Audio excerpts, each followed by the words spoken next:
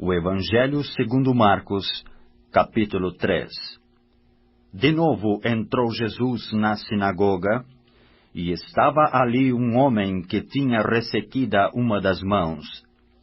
E estavam observando a Jesus, para ver se o curaria em dia de sábado, a fim de o acusarem. E disse Jesus ao homem da mão ressequida: Vem para o meio. Então lhes perguntou: É lícito nos sábados fazer o bem ou fazer o mal? Salvar a vida ou tirá-la? Mas eles ficaram em silêncio. Olhando-os ao redor, indignado e condoído com a dureza dos seus corações, disse ao homem: Estende a tua mão.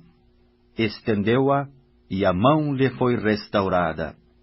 Retirando-se os fariseus, conspiravam logo com os herodianos contra ele e como lhe tirariam a vida. Retirou-se Jesus com os seus discípulos para os lados do mar.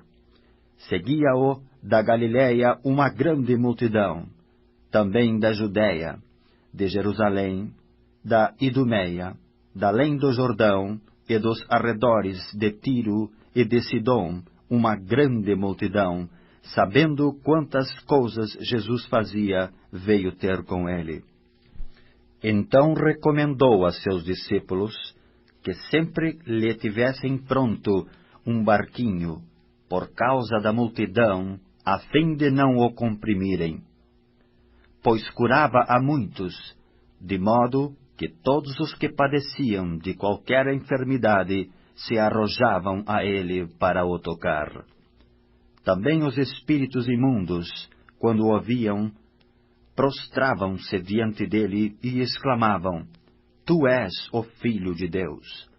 Mas Jesus lhes advertia severamente que o não expusessem à publicidade. Depois subiu ao monte e chamou os que ele mesmo quis, e vieram para junto dele. Então designou 12 para estarem com ele e para os enviar a pregar, e a exercer a autoridade de expelir demônios. Eis os 12 que designou: Simão, a quem acrescentou o nome de Pedro, Tiago, filho de Zebedeu, e João, seu irmão, aos quais deu o nome de Boanerges, que quer dizer filhos do trovão, André, Filipe, Bartolomeu, Mateus, Tomé, Tiago, filho de Alfeu, Tadeu, Simão, o Zelote, e Judas Iscariotes, que foi também quem o traiu. Então ele foi para casa. Não obstante, a multidão afluiu de novo, de tal modo que nem podiam comer.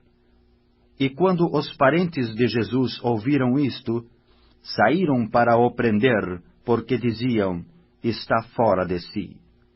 Os escribas, que haviam descido de Jerusalém, diziam: Ele está possesso de Belzebu, e é pelo maioral dos demônios que expele os demônios. Então, convocando-os, Jesus lhes disse, por meio de parábolas: Como pode Satanás expelir a Satanás? Se um reino estiver dividido contra si mesmo, tal reino não pode subsistir.